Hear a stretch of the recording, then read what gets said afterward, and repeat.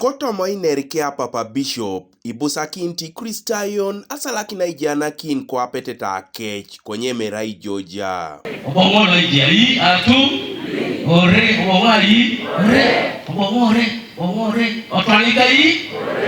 siri twaliko malaya. Yata kitebe asipokinto mayon nesiborichie yene koti Kristayon aitopolor. Siri yoloro tomayo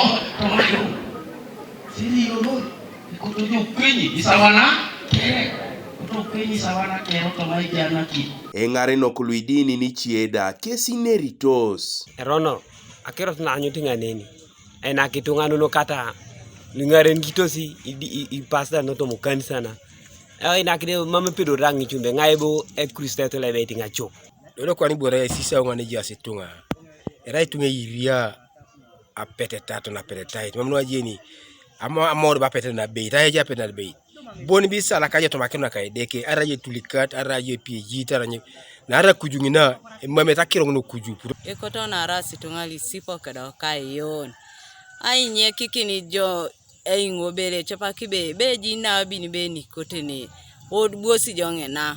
ni da ijonda kada yonu ne gogo ngoto makelisia okana tolik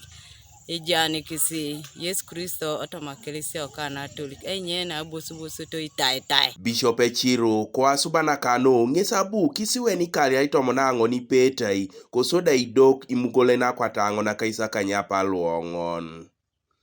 Kanuka TV East, Patrick Eteu kwa Muria.